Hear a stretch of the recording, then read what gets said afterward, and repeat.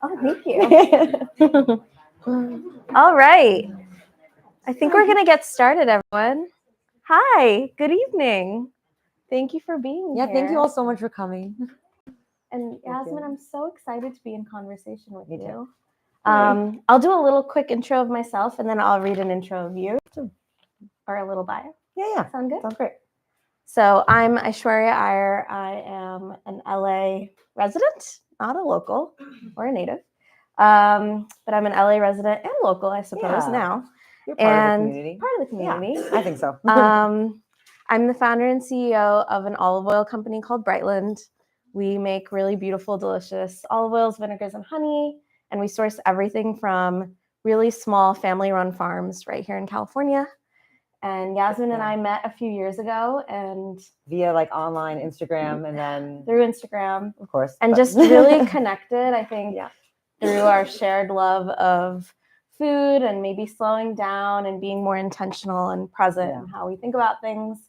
And the recipe that I made the most, I think, in 2020, 2021 was Yasmin's recipe from the New York Times. It was a sheet pan dinner. I know, with feta and with all kinds of veggies. It is, but it is great. I made it. Right? Has anyone else tried this recipe? Oh, yeah.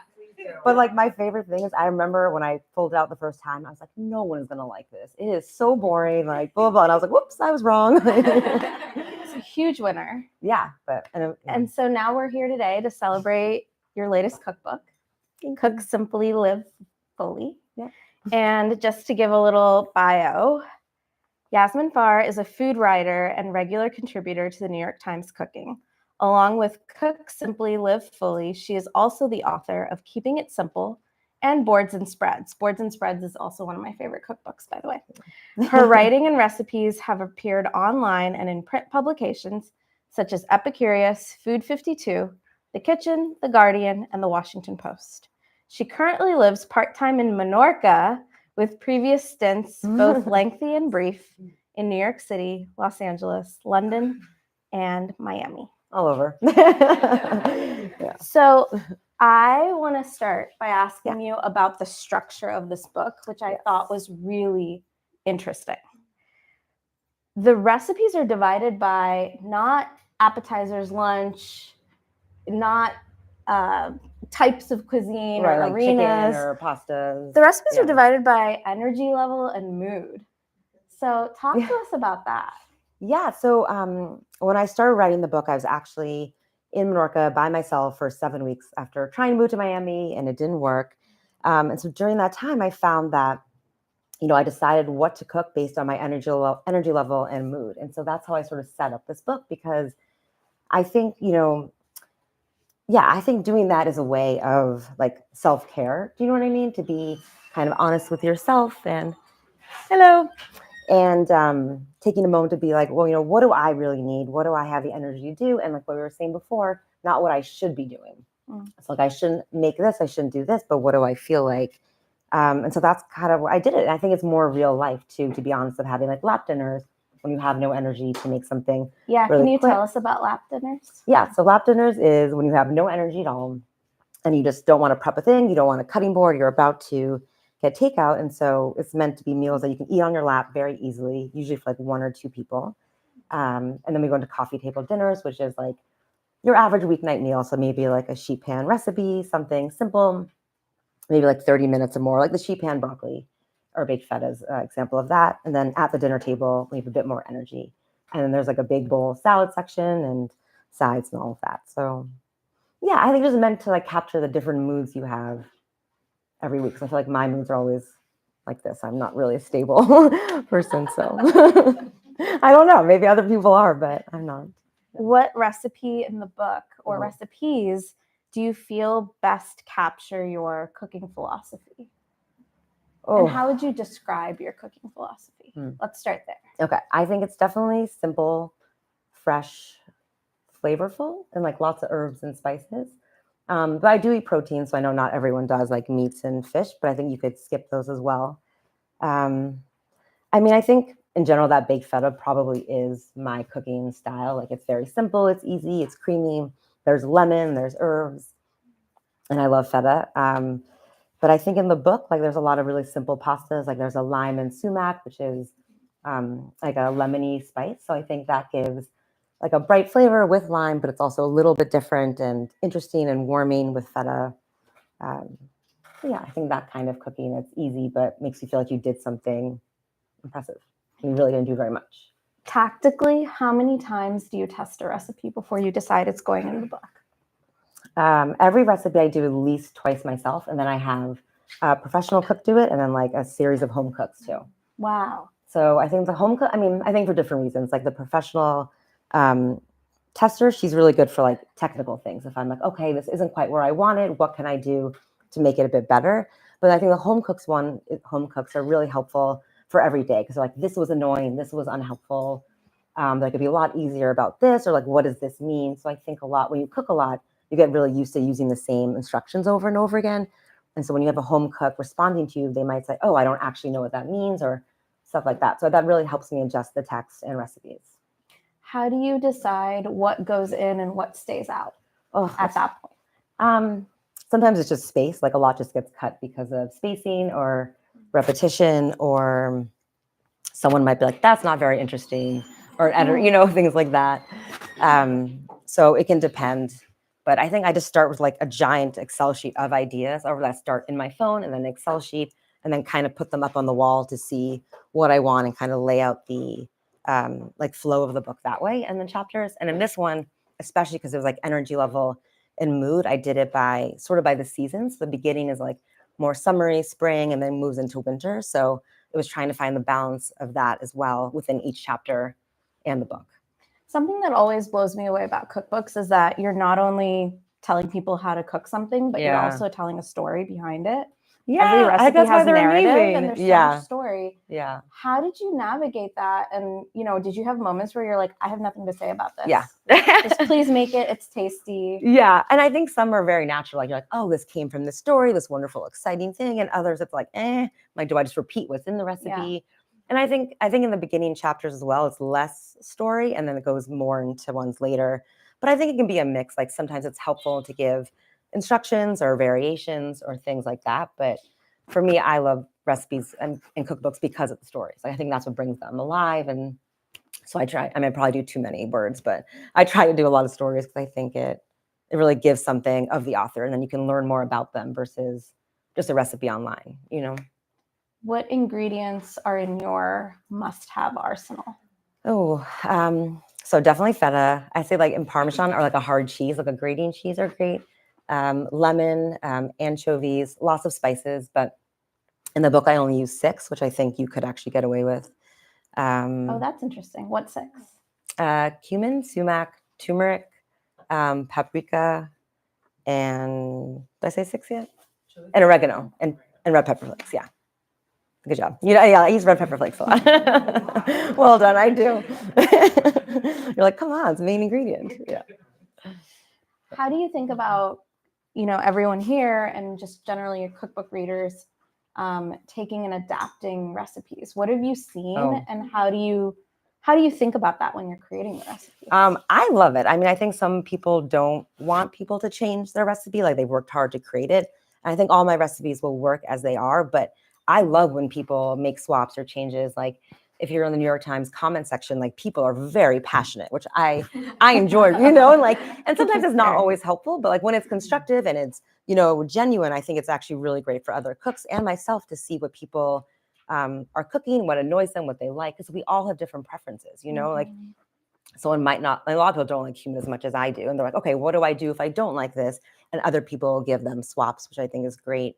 And I think the joy of cooking really comes when you feel confident to make these changes yourself. To be like, oh, I can play with this.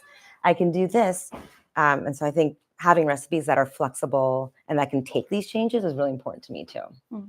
You mentioned wanting to make weeknight dinners less of a grind. Yes. What can we do to do that? Like, what are your tips?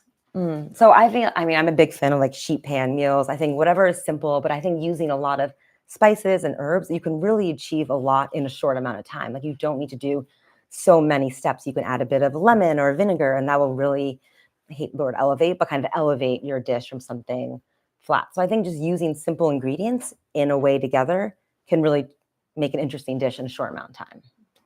Similar to the ingredient question, what are some kitchen tools that are indispensable? A microplane grater, which I feel like is fantastic. And I don't use a lot. Like in Spain now, I have 3 pots and pans. So I have like a saucepan, a 12-inch skillet, and then a Dutch oven. And that's what I use and a sheet pan. So that's not true 4.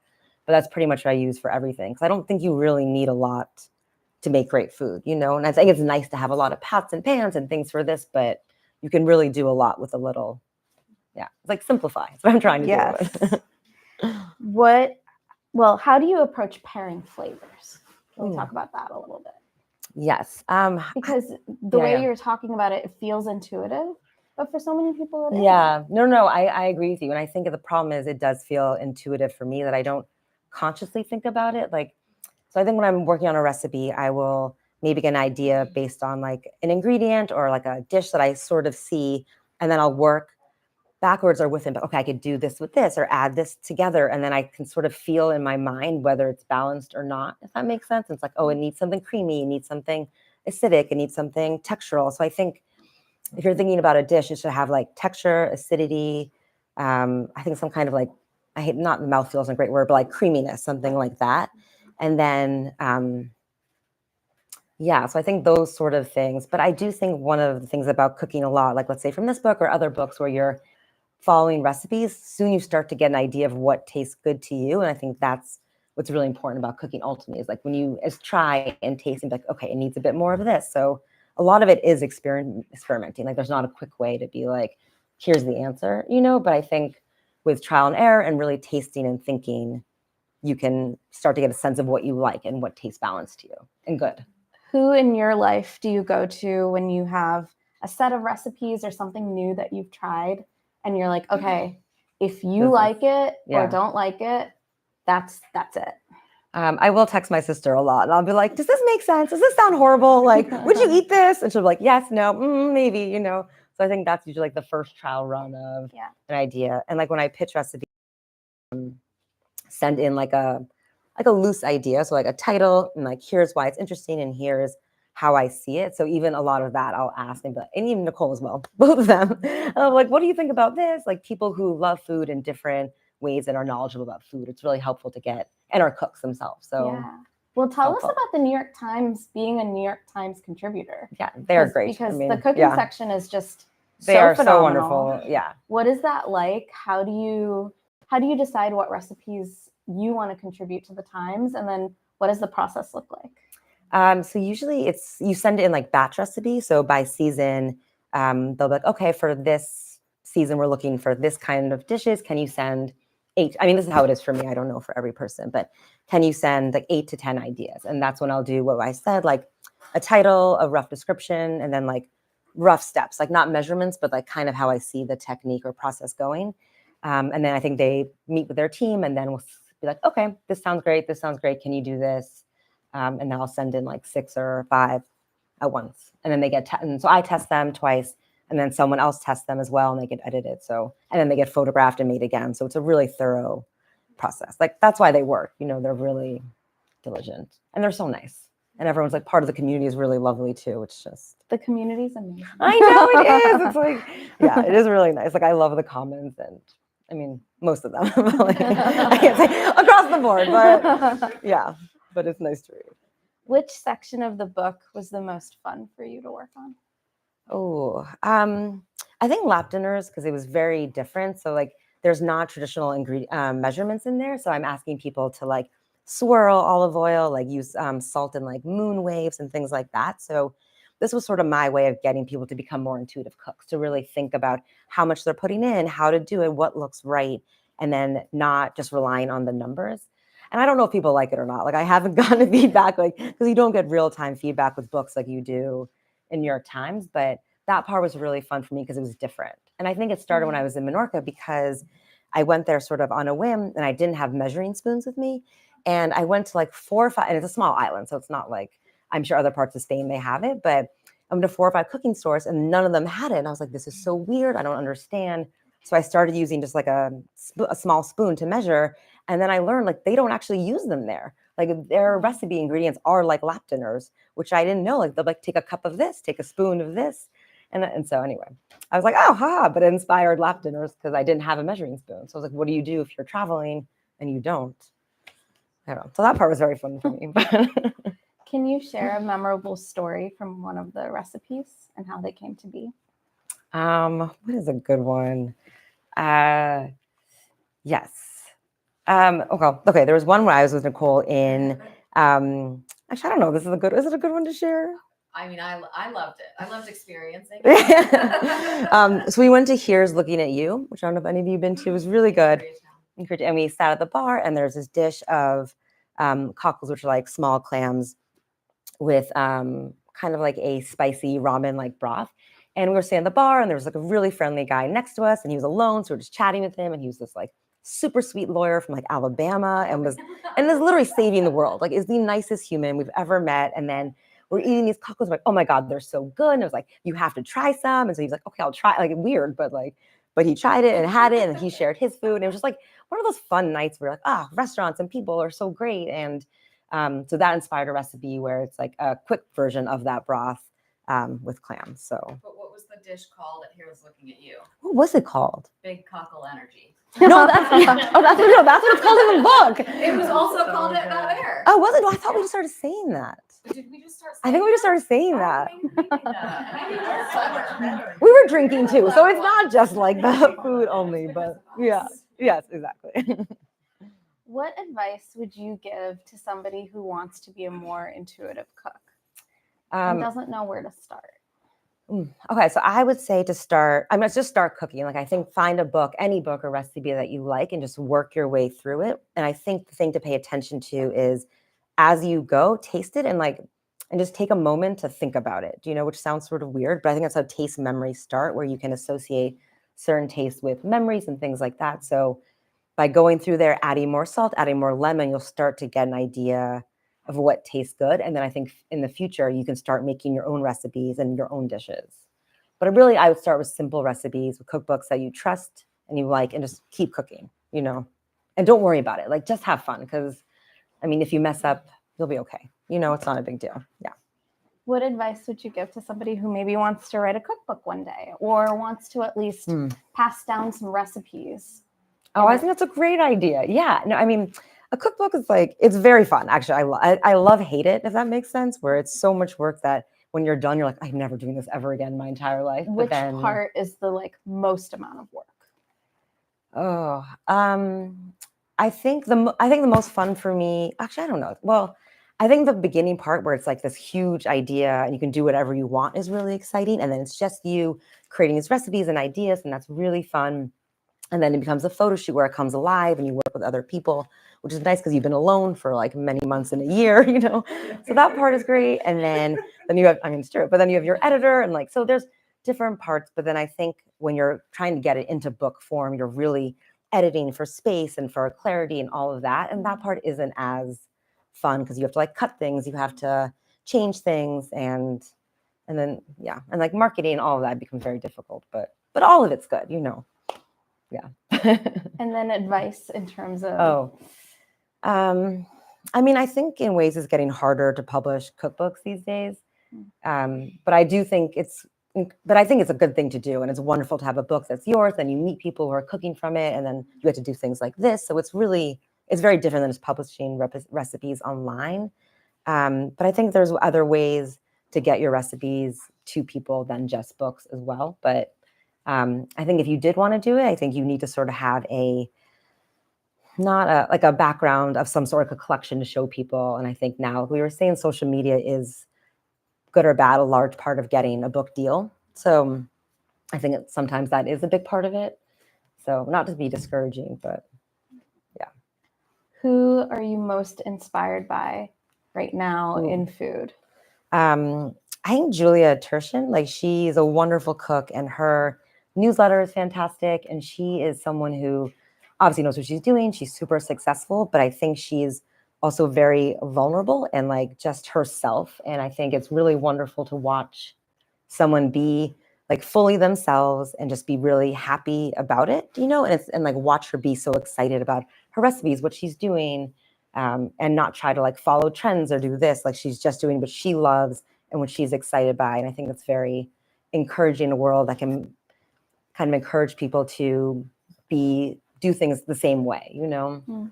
Or I feel like if you want to do something right, you have to do it this way or do this path. And I think it's nice to see people doing their own path. Growing up, did you have any inspirations in food? Anyone you looked to?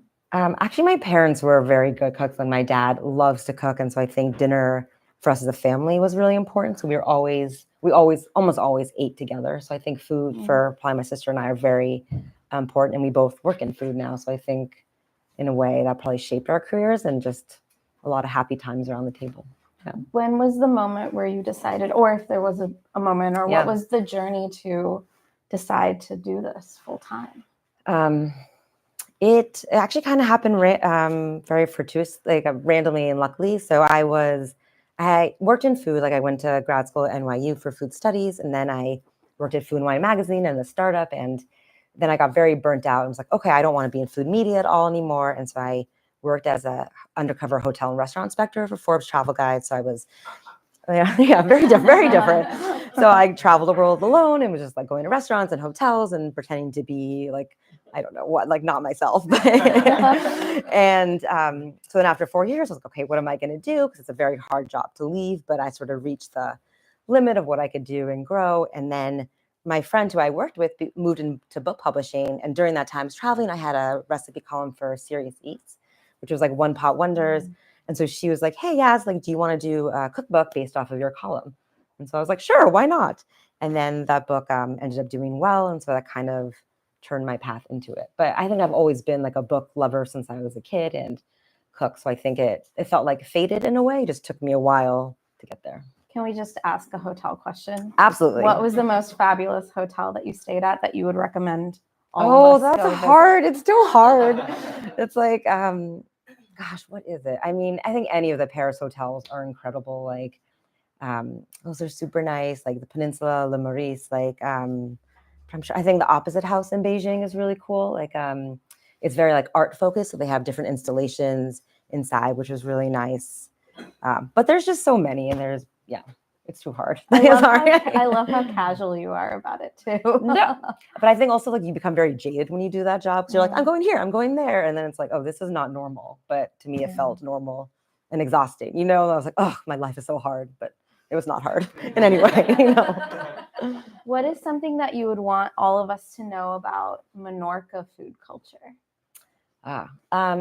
It's very seasonal. And so I know LA is obviously very seasonal. There's great markets. But I think that's sort of where you shop is at the market. And so I've really been eating seasonally, not intentionally. I mean, just because that's what's available. So I think that's been really nice. And everything is like very fresh and I mean, literally pulled from the ground to the table. Like in my fridge, there's like little pinchy animals and like a snail popped out and like a moth flew out. And you're like, oh, okay. Like, so like they're not being washed. They're not being transported. It's just right there. So that's been really incredible to eat that way. And like covered in dirt, you know, which you don't always get here, which I know sounds weird, but it's like, you really have to wash. Like here, you don't really have to wash grocery store items that much, you know, because they've been cleaned and cleaned. So.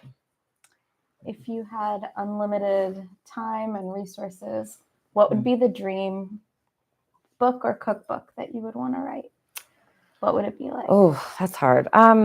I mean, I think in a lot of ways, this one was probably it. Not that like my dreams are done, but I think it's over. But I think they gave me a lot of leeway to kind of do these sections and do what I wanted with it, which was really nice. But I think something about this new way of cooking, maybe even more relaxed than this and more like memoir food writing would be in the future. So we'll see. Okay. I want to do a quick like rapid fire. Oh gosh, really okay. Fast question. All right. Okay. Coffee or tea, and how do you take it? Coffee with a little bit of milk, whole milk. Okay. If you could only use one spice for a year. Oh, cumin. Yeah. Okay. Wow. Not even a question. What's your ultimate comfort food? Pasta, but noodles of any sort. Who's your dream dinner guest? They could be historical or alive. Oh gosh, that I don't know. Sorry, next one. Pass. I can't do that. I know. I don't know why. What is the weirdest food pairing that you've tried and loved? Weirdest food pairing that I've tried and love. I don't know. I think pass. Sorry, I don't know. I think Go to weeknight dinner when you're too tired to cook. probably a pasta with like anchovies, lemon, and spinach. Yeah, very easy. What is your favorite city for food adventures? Ooh, I love Hong Kong. Bilbao I went there recently. It was really wonderful. Like San Sebastian is great, but Bilbao was like, ooh, this is very good. Sorry, keep going. That's too many. If your cooking style were a movie, what genre would it be? Rom-com? I don't know why, but I love rom-coms. Yeah, that makes sense. Yeah, like happy and easy and like Totally. you feel good after. I don't know. Usually. Okay, we're gonna open it up. Questions. Sorry, my mic.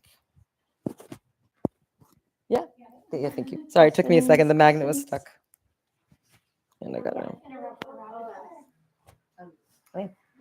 I'm trying to like watch cholesterol levels lately, and I see. So I have high cholesterol, so I was like, yes. So I saw there's a lot of meat related or turkey or chicken, but can you like substitute and do it more of a vegetarian style? Yes, you definitely can. I think for a lot of them, you could skip the meat entirely. Like it depends on the dish, but if it was, yeah, I think you could skip it. But you could eat like, is there a dish in particular you were talking about, or? It just looked like like a lot of chicken dishes. I know. I think I found this chicken purveyor that I was like very excited by, and so I was like, "This is amazing, the best chicken." Yeah, I mean, I do have high cholesterol, and I mean, I'm not a doctor, so I can't say this, but I do eat chicken every once in a while, like or breasts that are more lean, because I think for me, I feel it in my body, but or like ground turkey and things like that can be helpful. But you can. There's like a lot of plant-based substitutes, but I don't know. I know. It's not for me. Yeah, I just think they're very processed, and it's probably maybe doing more harm than good. But not a doctor. Yeah, but I think you could do like tofu. You could do a lot more vegetables. I think like that, and nuts and seeds would help like bulk it up and fill you up, or like chickpeas and beans can make it more substantial, so you don't feel like you're just eating vegetables. Yeah. I think you had a question. Thank you, and congrats. 2 questions. We talked about like eyeballing when you were putting some of the ingredients. I kind of was doing that when I started my chef journey. I wanted to know how long did it take for you to find all the, the spoons in Menorca, and what are some of the favorite foods you tried of theirs? So do you mean like where did I find the idea for the spoons, or where did I find? When did you eventually find like a whole collection? Because you said you moved there, you had like no. Oh, I brought them with me from here. Okay. Yeah. No, I didn't find. They still don't have them, which is shocking. And then Paris. Oh, that's hard too. Like I feel like it's just a good sandwich, but like walking around, yeah, and butter and bread is really just the best. Yeah. But there's so many good. Yeah, I can tell you more restaurants. Yeah. Yasmin, go ahead. Yeah. Sorry.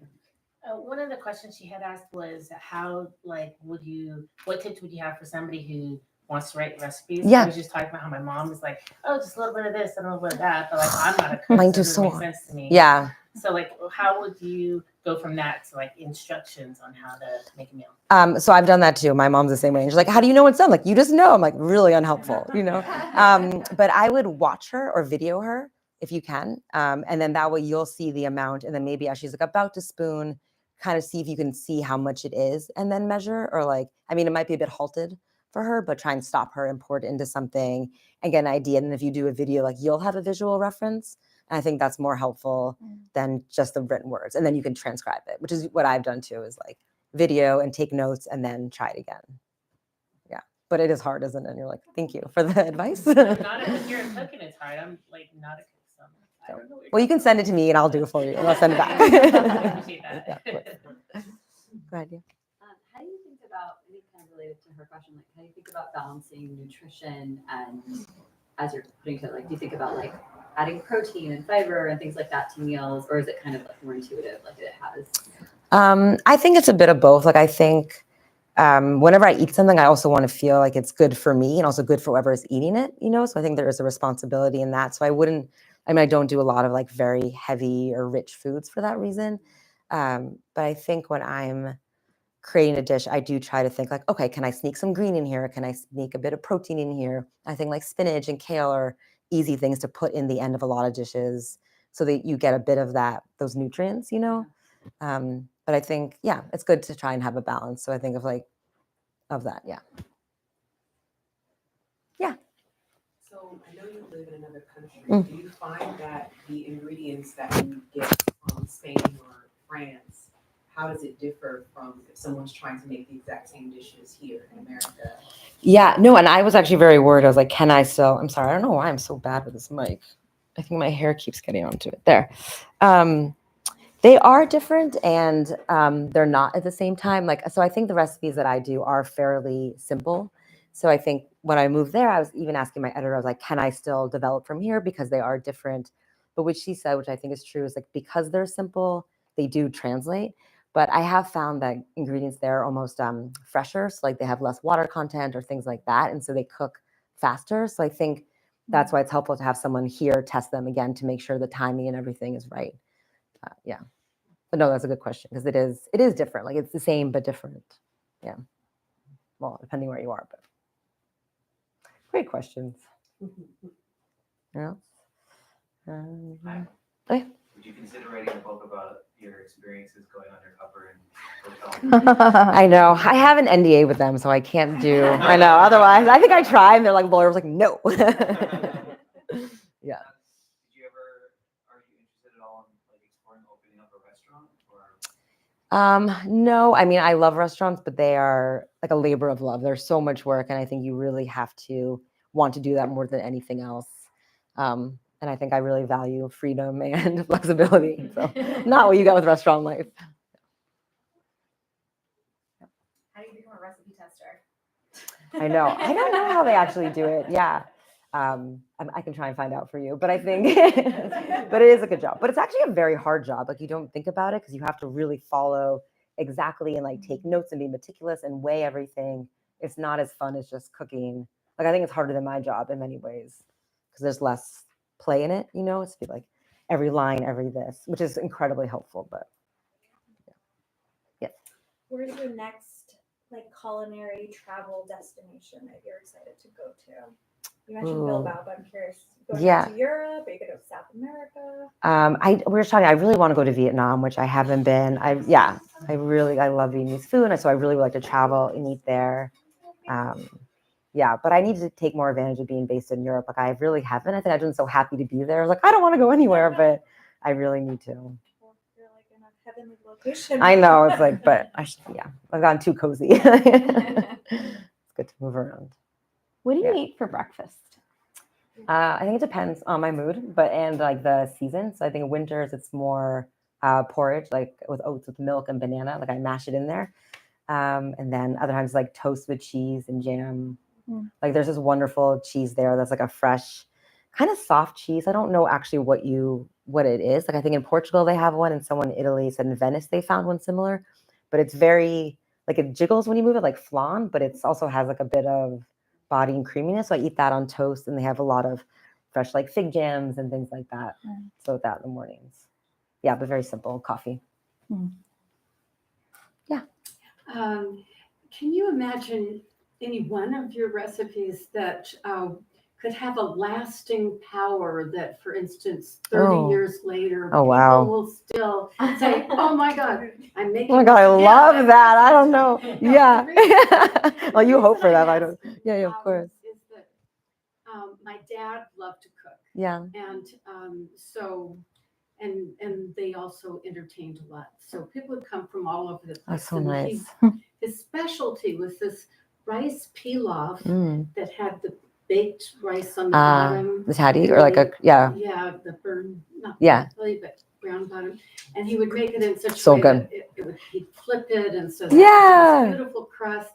And he'd add shrimp and cheese and jalapeno stuff. Everything. It was unbelievable. So people would always ask for it when they came, and he would make it.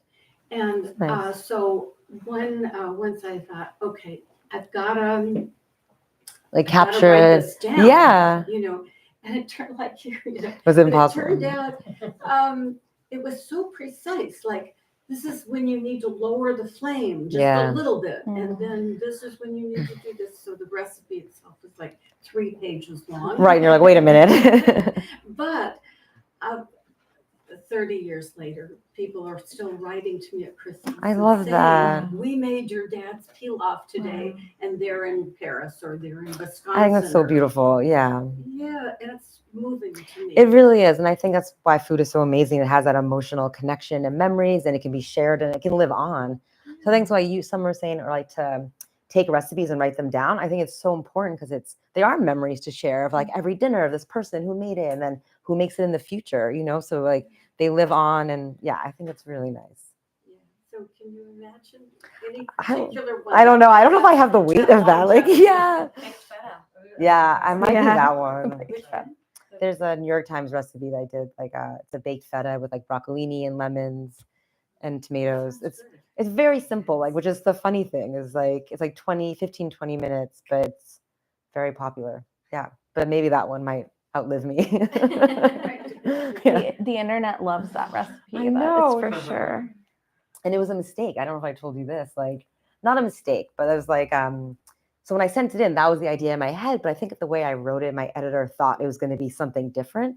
So when I submitted it, she was like, oh, I thought it was going to be this, like X, Y, and Z. And this was the first batch of recipes I'd ever submitted to the New York Times. And I was like, oh my God. I was like, I've already messed this up. Like, what is wrong with me? And then she's like, no, actually, I think it'll do well like this. And then it was great, but it was just a funny recipe. Like I thought no one was going to like it and I made a mistake, like, and it worked out. But, so maybe that one. Yeah. Is there anything you would think about if you were kind of modifying or maybe not modifying like recipes for kids or like simpler palates or?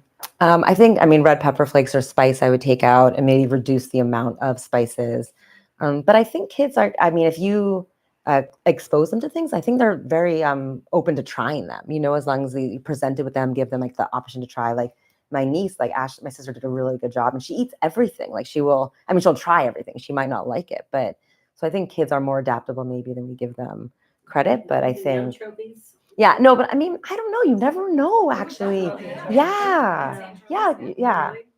I think in different cultures, people eat that all the time, so I think it just depends, but they'll try it and they'll spit it out. Maybe they'll like it or they won't. But I think in general, spice levels probably to decrease. That's the comments I read. I see the most in my recipes. They're like, for the kids, I took this out. I was like, that makes sense. Yeah. I get that. Yeah. Any other questions? All right. Well, thank you so much. I really, and thank you all so much for coming. I appreciate it. Oh, thank you. Awesome. And now I'm serving. So, but we have some books up there. So please feel free to buy, have them signed. Really Thank you so much for having me. Yeah, that was amazing. Thank you.